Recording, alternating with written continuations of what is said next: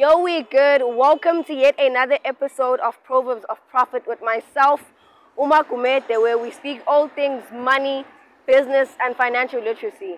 And today's no different. We're going to be speaking to an owner of a fitness facility, Real-estate.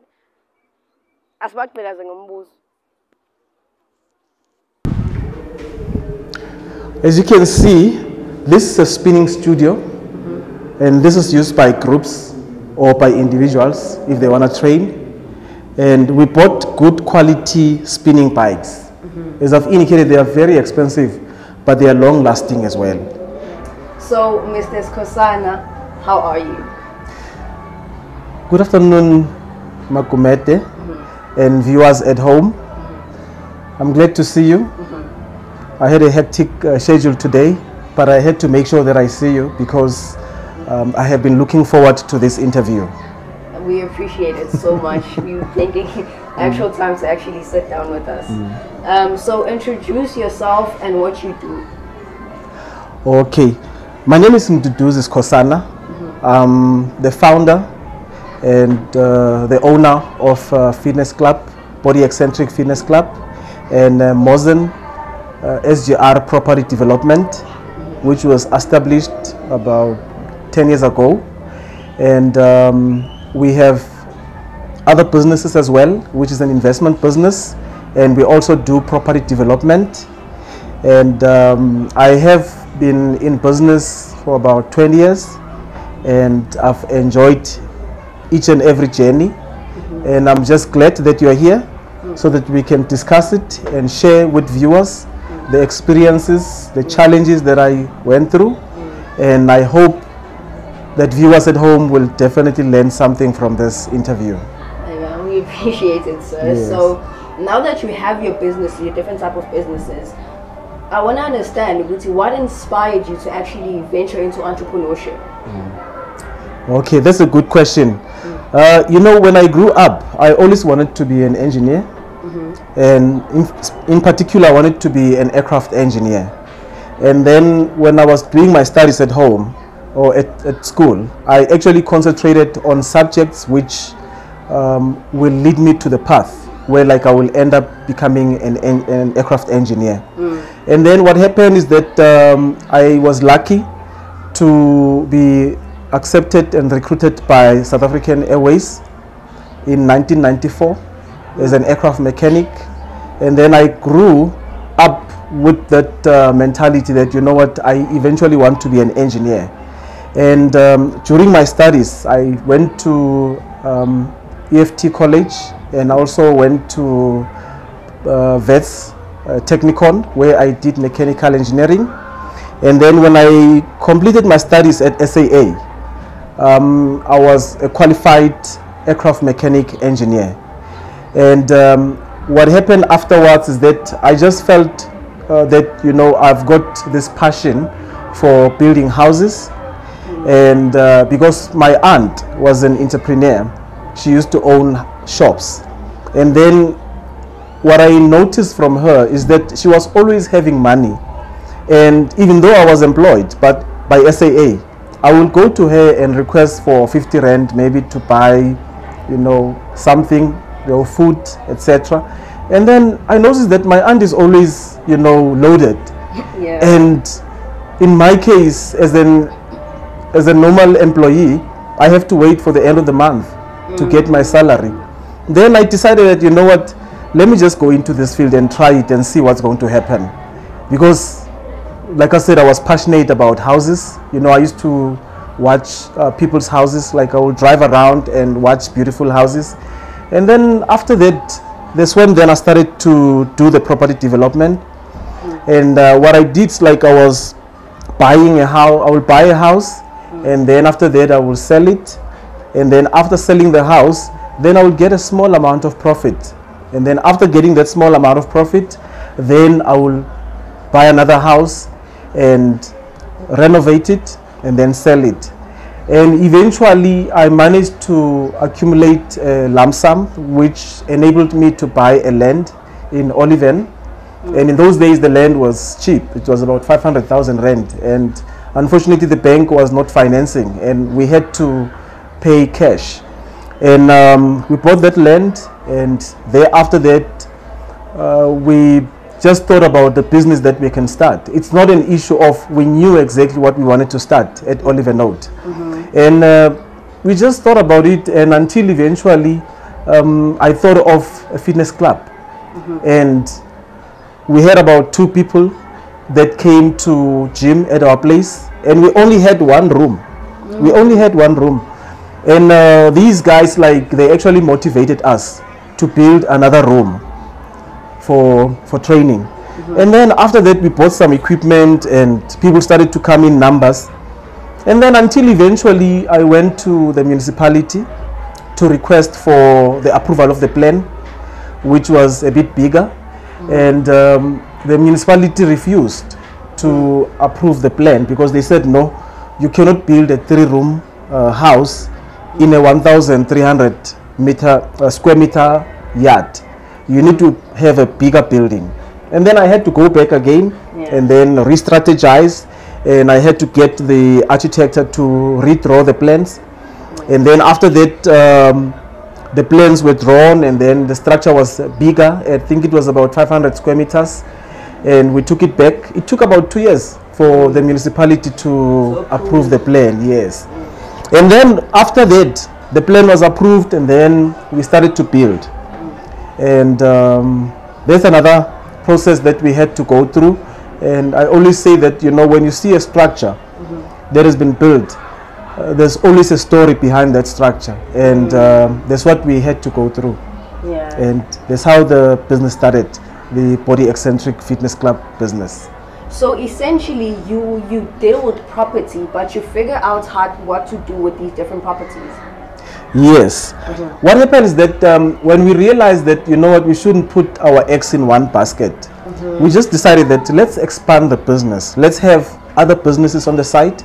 And what we did is we registered another business which has got to do with investment. People are investing in our company, and then they get a profit on a monthly basis. And we also started another business which deals with cosmetics. And because that business complements the gym, and we realized that, you know what, if we put the eggs in one basket, then we're going to have a problem, because if it happens that the basket falls, then all your eggs might get broken. And we just took the strategy that let's separate the businesses and have different business, so that in case one fails, at least the other one can still continue. So you took one business and then you had verticals from it. So you took property, then gym, then cosmetics, then investment. Yes. Oh wow. Yeah. Okay, cool.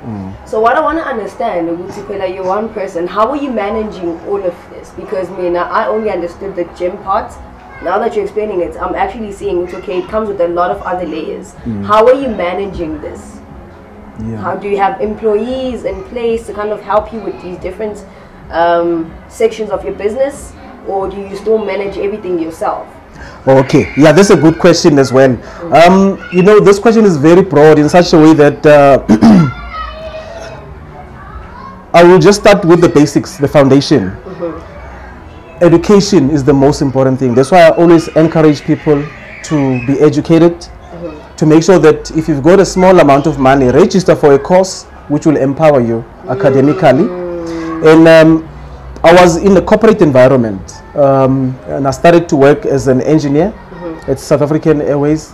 And then after that, I went to Civil Aviation Authority, where I became an inspector. And then I went up the ladder until I became eventually a senior manager in the airworthiness department. Now, during my tenure at CAA, I was funded by the company to attend management courses. And those courses are the ones that actually empowered me, that enabled me to be able to know what management is all about and what leadership is all about. Because we always talk about leadership and we always talk about management. And once you become a leader, you become wiser, because we always say there's a scientific manager, and then there's a born leader, and then there's a leader who has been taught how to lead. And once you learn how to separate the three, then you become more skilled, because now you will be able to know that as an engineer or as an entrepreneur, you have to go through stages of management. There's this time where you manage the business yourself, that business, and then as the time goes on, you need to train people that will be responsible for managing the business itself. Then you will be now managing from a distance. That's leadership. That means initially I apply the management principles, and as the time goes on, then I'll have to apply the leadership principles, where now I'm managing from a distance. Then I allow the people that I've employed to manage the business. As long as I've established the systems, all the systems are in place, then the business will be running itself. Now as we speak, I do come from time to time to monitor the business, to check what's happening, and to check maybe if everything is still in order.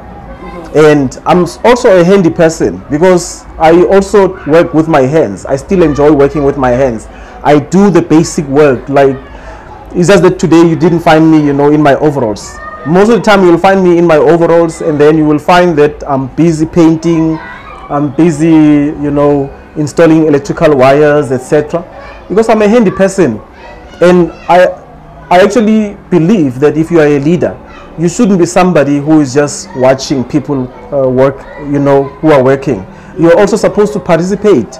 By participating, you're actually encouraging them as well to make sure that, you know, they follow you as a leader. And that's the strategy that I've actually used in terms of managing the business.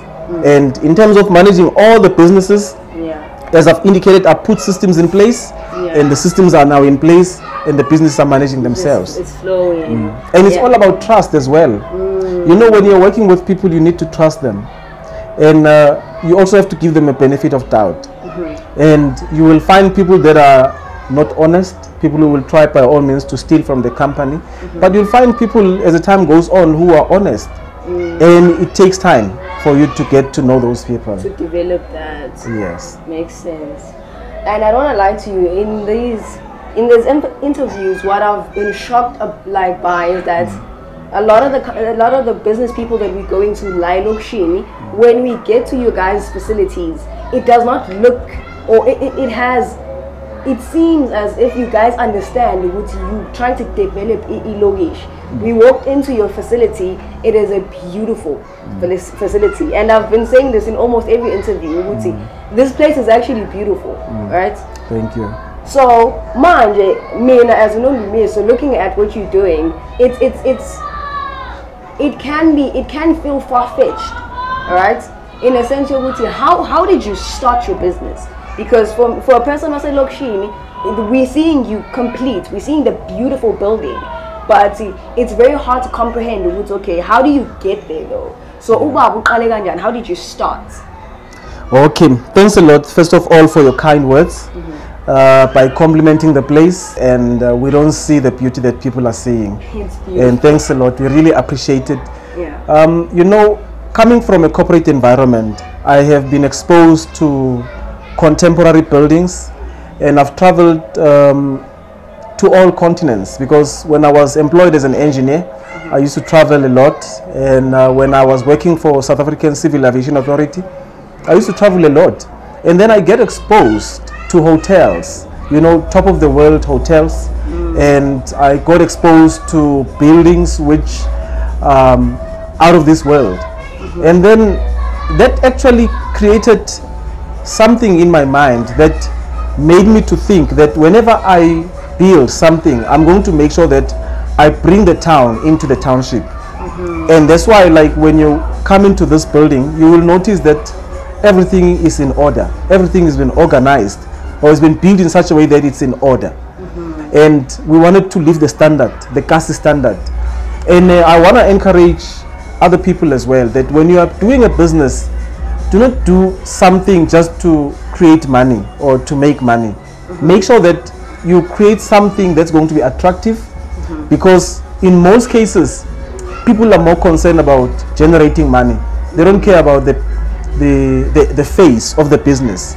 Now, in our case, we made sure that the face of the business complements the business itself, because most people are actually attracted to the building because it looks, you know, out of the world. It looks attractive. And we've had people coming here, you know, who told us that they thought that this was some kind of a motel. And we told them that no, but then we are just doing, we've got a fitness club, and we also have a business for room rental, and that was it. And but like I said, it's a building which has inspired a lot of people, and we also have got other projects which I think we will talk about when the time comes where you have to ask me about the projects that we are having in the future. Yeah. So in terms of the fitness part of your business, where are you sourcing your trainers? Are these independent trainers, or are these people that you employed and they're your trainer? Okay. Yeah. In order to encourage personal trainers, what we've done, I've actually offered them a hall. There's a hall that we have for aerobics, and then the personal trainers are training our members there, and we pay them a certain fee. And then the other part of their business is that we have people that always come to us and request for personal trainers.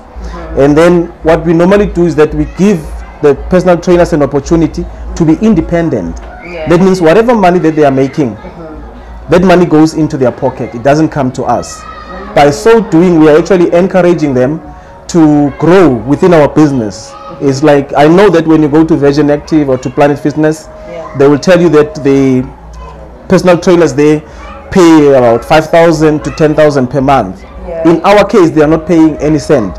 Instead, the money that they are receiving from members goes into their pocket. Yes. Yeah, so it depends on them for them to bring their own clients. Because I was going to ask you, how do you market it? So that's actually smart. They market your business for you. Yes. Okay. Yeah, that's why that's a smart way of doing business, because we know that instead of us doing marketing, they are actually doing the marketing for us. Yeah, you just tackled a question I was going to ask you. Since it's a gym, how are you? Oh, that's very smart. So I want you to go deeper in terms of the services that you do, because there's so many layers in your journey and who you are as an entrepreneur. I want you to go deeper, like the ones that you're comfortable with, like speaking about. Yes. What other service or businesses or verticals have you done in your business? Okay. Yeah. We've actually expanded our business to other regions or to other places. We've got a gym in Diepsloot. We've got the biggest gym in Diepsloot. When we started the business there, we noticed that there were gyms, you know, in garages, which were very small. And people used to be fully packed there. And we noticed that there's a need for a gym in that area. And then we built, we actually hired a warehouse, which was no longer being used. And then we started to build the gym there. And today it's one of the biggest gym in Diepsloot. And it looks really attractive if you go inside. I believe it looks very attractive. And we spend a lot of money in terms of buying gym equipment. And what we are also going to be doing, we are expanding the business because we bought a land in Riverside, which is a 2,000 square meter land. And we've got 2 buildings that we will be building there, phase 1 and phase 2. One building will be a gym, which will be about 1,000 square meters. And that is 500 first floor, and then the ground floor is also 500 square meters. And then the second phase that we will be doing is that we will be building a guest house next to that gym. Now the reason why we did that is because the two are complementing, and we also plan for future. You know, if it happens that my kids are no longer interested in gym, they can actually convert the business into apartments where people can rent. Because I'm passionate about the gym, and then you might find that the kids are no longer passionate when I pass away. And then they can always convert the place and then build rooms there and continue to you know, generate money. And then we've got other plans as well, because what I've noticed is that in the township, few people are building gyms because it's very expensive to start a gym. It is very expensive. And those gym equipment that we are buying, you'll find that one piece of equipment can cost about 30,000 rand. One piece. And some of the pieces you'll find that they are cheaper, let's say 15,000, and some of them 1,000 rand, like the plates. And then we made sure that we invest a lot of money in terms of buying that. In fact, I was telling my friend the other day that if I took all the money which I spent for buying gym equipment, I'm sure I was going to build about 30 to 40 rooms. But because I had this passion that let me build something which is not available in the township, let me empower the community, let me bring entertainment closer to people, because most of the people, when they want entertainment, they have to go to town. They have to go to Virgin Active and Planet Fitness, etc. And perhaps you're coming to that question in terms of our pricing as well. Our pricings are very reasonable, and we don't have any contracts, and that's what attracts a lot of people. And what we need to do, or what we're planning to do, is to expand the business and go to other townships and build these gyms. And then we're not just going to build them and own them. We will also empower other people. If, let's say, somebody wants us to help him to start a gym, we can always use our name, and then they can continue to own the business, but then we'll be using our name.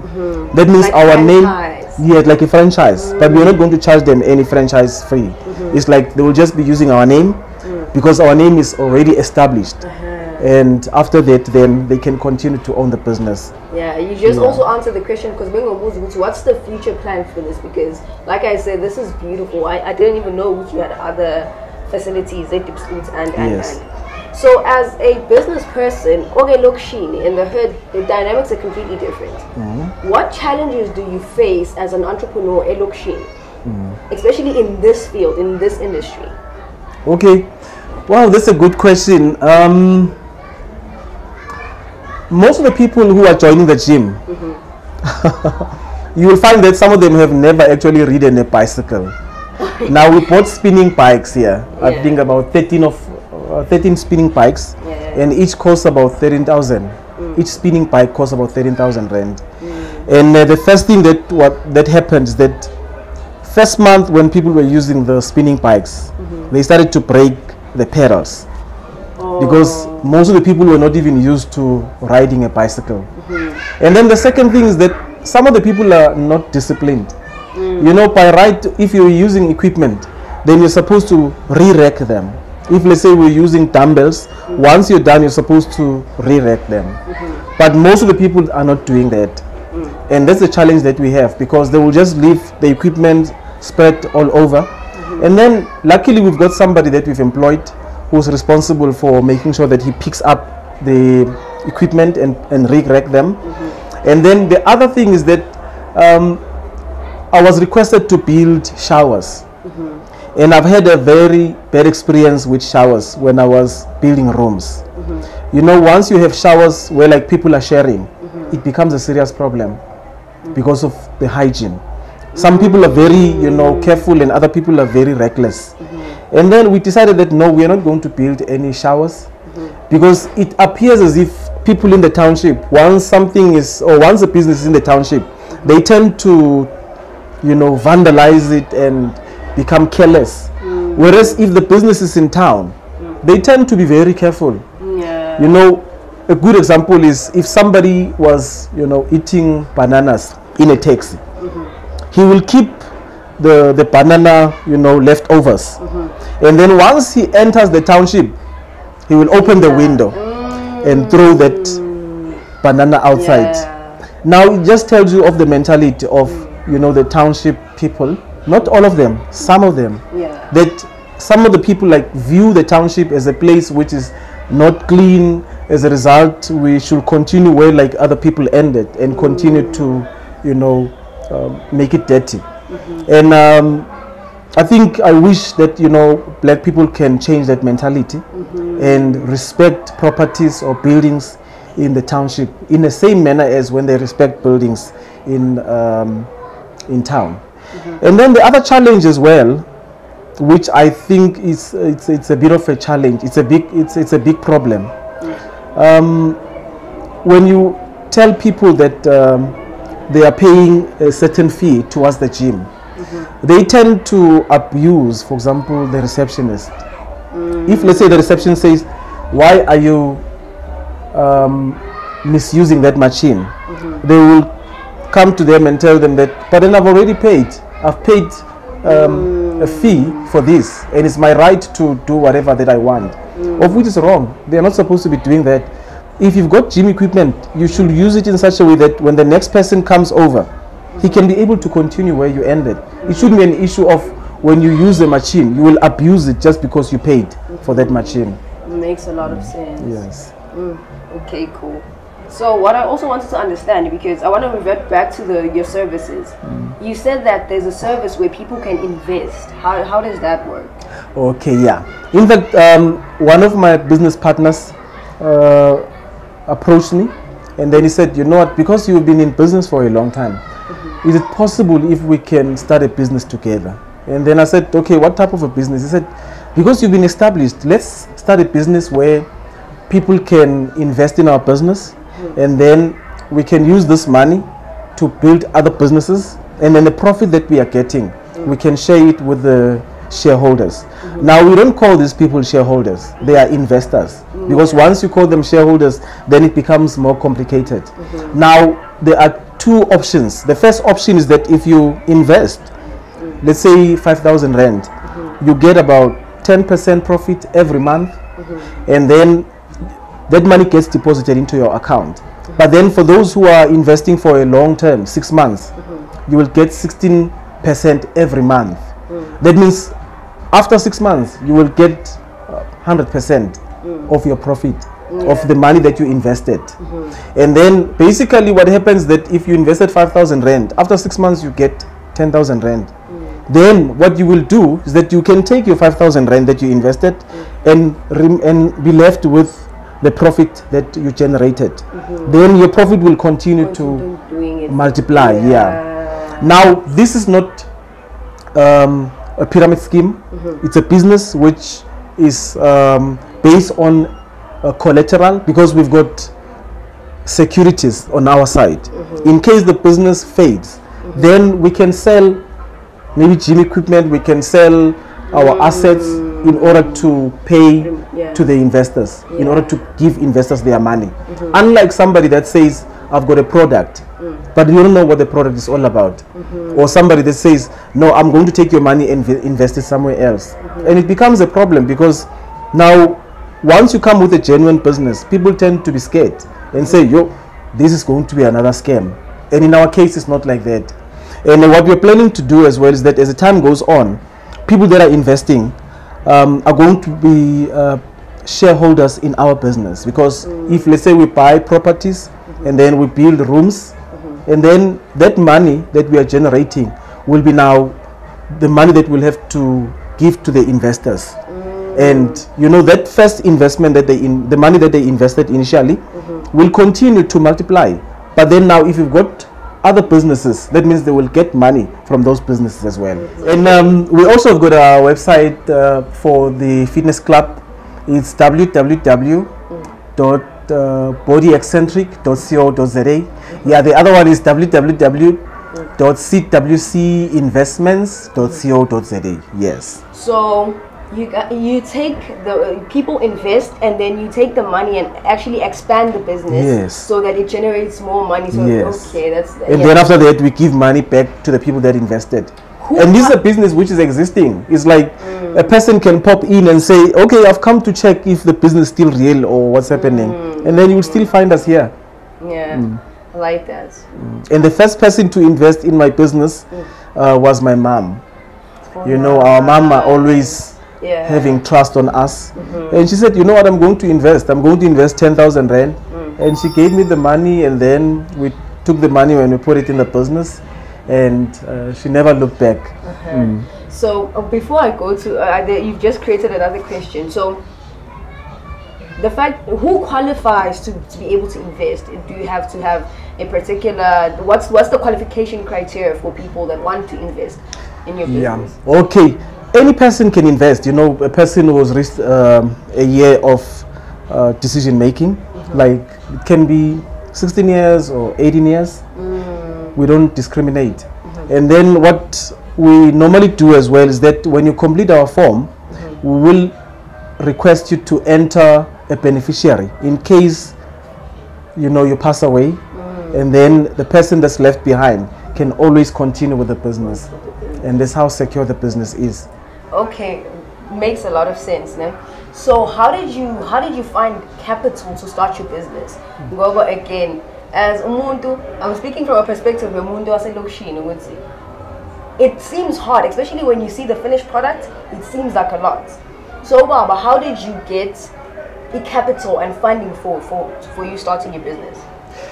Okay, that's a good question. You know, Lana, I just want to be honest, because a lot of people are misleading young people in terms of how they started their business. You know, I've seen so many clips on YouTube, on Twitter, where like people will make it as if it's easy to start a business, and they will tell you stories and spice it up, this and that. Starting a business is not easy.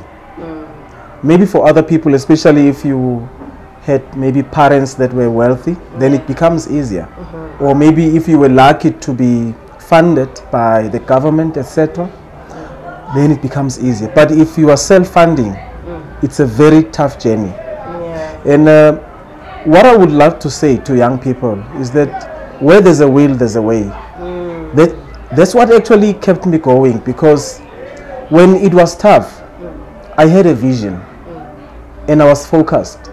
You know, if you've got 100 Rand and you don't know what you're going to use that money for, you're not focused on buying something, you will squander that money. You will use it anyhow. But if you are focused and say that with this 100 Rand, I'm planning to buy, maybe I'm going to put the money together and eventually buy a cell phone. Then every time when you get 100 Rand, you will put it aside. Or you'll say, okay, if I get 100 Rand, let me take 50 Rand and put it aside. Let me just give a good example. What I did when I started my journey as an apprentice at SACAA, SAA, I made a decision that I will only use 50% of my salary. And then the 50% I will keep it aside. And I got used to that my salary is only 50%. And the 50% I had to put it aside. And remember, I'm the only child to my mom. And then after about 3 years or so, then my mom and I, we actually built a house. And not just a 2-room house. It was a 3-bedroom house with a garage, a beautiful house. And because I knew from the beginning that I have to save money. And then not only did I do that, remember, once you save money and your record is good, then you are able to go to the bank and then qualify for a loan, which you'll be able to pay after some time. Then I took the cash together with the loan, and then we managed to build a house for cash. And then after that, I continued to pay the loan until it was finished. And then in terms of the business itself, what happened is that when I bought the first land, which is this one here in Oliven, it was about 500,000 Rand. I went to ABSA. Then when I went to ABSA, they told me that I have to buy the land in cash. And they are not going to expect me to get a loan from the bank. Or the banks are not offering loans for land. And then, okay, I went to the bank. They said, okay, we can offer you a loan for about, let's say 40%, but you'll have to bring 60% cash. And then I thought, but then if I've got 60% cash, that means I can actually have 100% and just pay the money cash without having any loan. That's right. And then I took it upon myself to save money.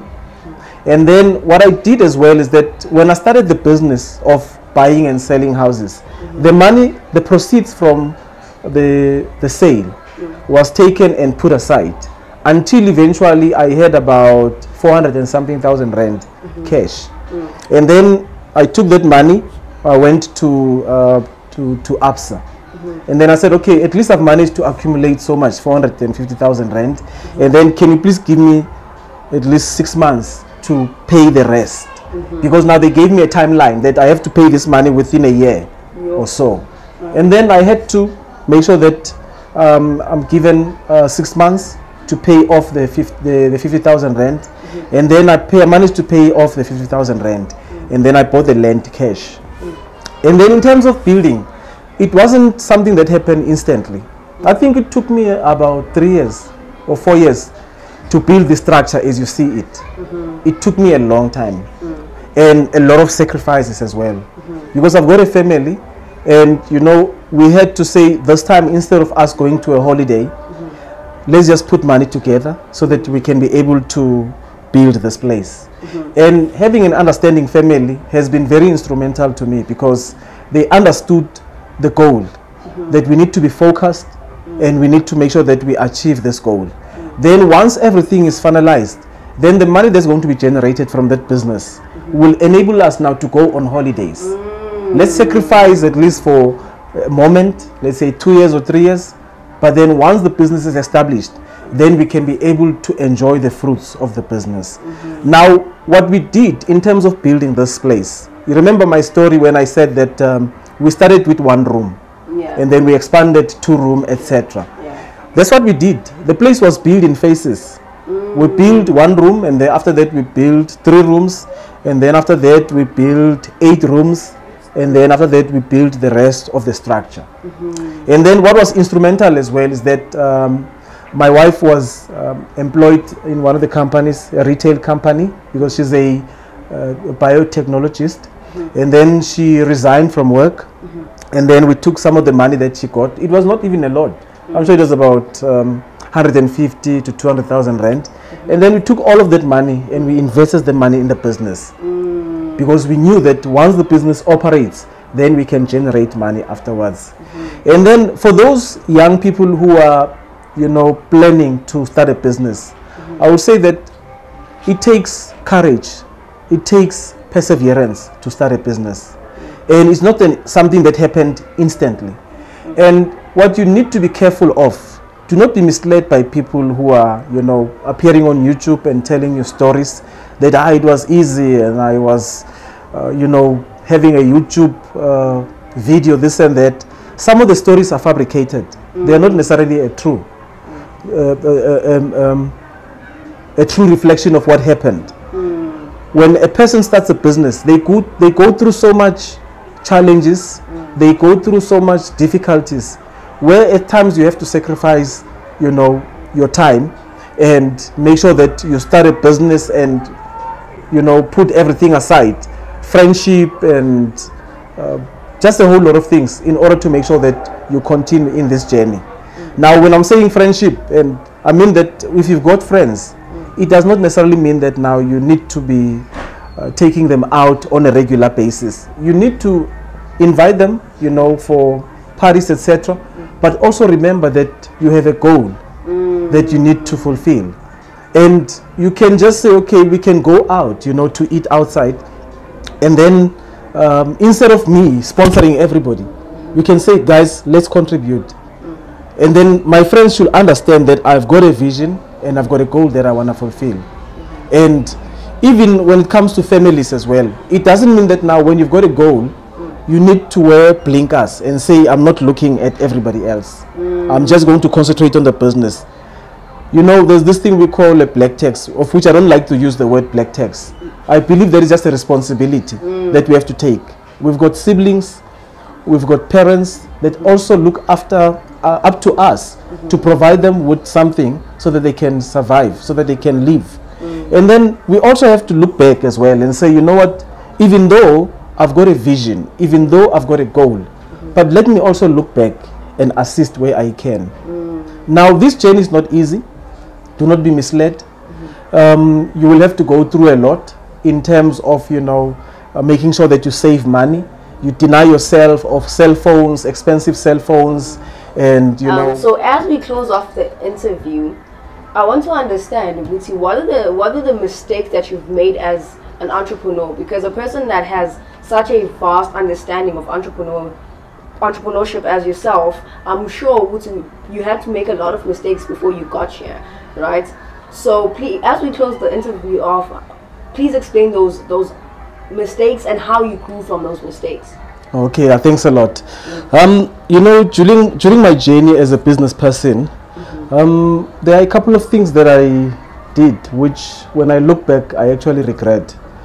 One of them, there was a time where I bought a BMW, a 435. It's a top of the range, the M Power. Yeah. It's like I was paying about 13,000 rand per month. And when I look at that amount that I spent, and the fact that if I took that money and invested the money, then I was going to be far. And the mistake that I make was that, you know, when I took that decision, I was actually telling myself that I have to enjoy. I also have to enjoy life. I can't just be doing business every time.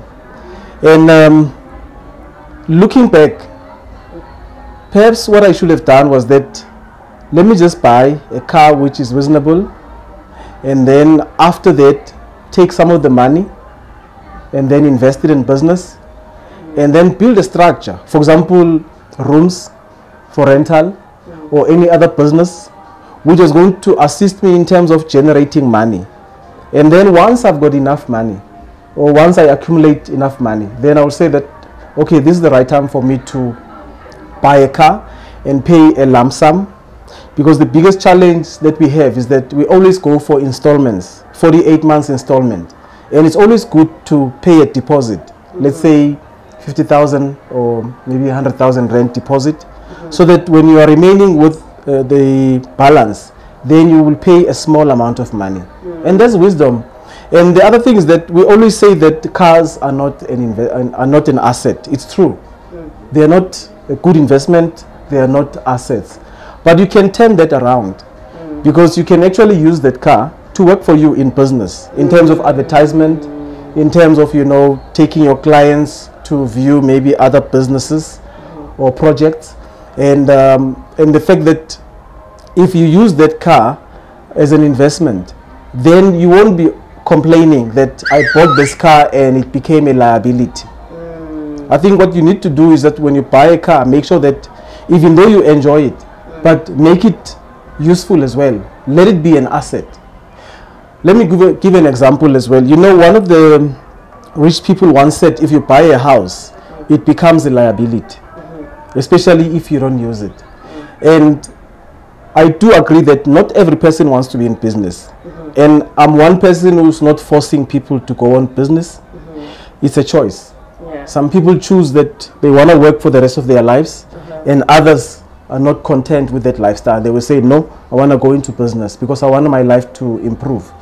And then, for example, a house, it is an asset, but it can be a liability if it's not used properly. Take, for example, if you buy a house and then you want to start a business, you can buy that house and rent it out, and then it becomes an asset. And then you can go and rent somewhere else for cheaper.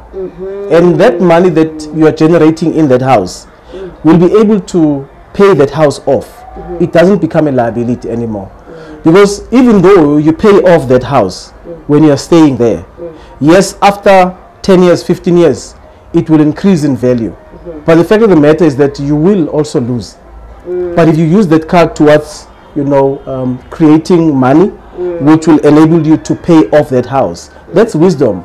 But like I said, if you don't want to have that path or to choose that path, it's okay to stay in your house and pay for it 20 years or 10 years, it doesn't matter. Yes. And we couldn't have closed off this part of the interview any better. So it would be a disservice if we don't show people around Baba. So please take us on that tour, before we actually close off the actual interview. So everything that was said here was so profound. Literally, if I was you, I would watch this interview at least 3 times to grasp all the knowledge and the gems that have been put to the table.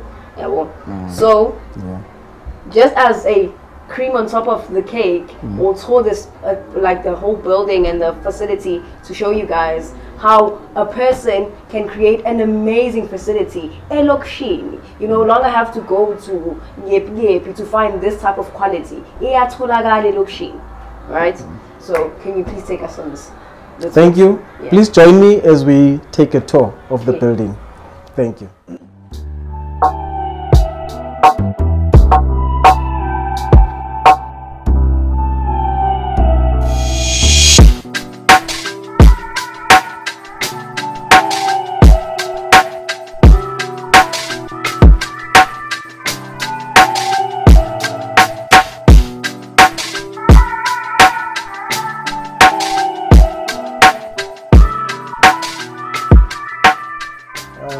CWC Investments, and okay, we'll post the website. Yeah. Okay.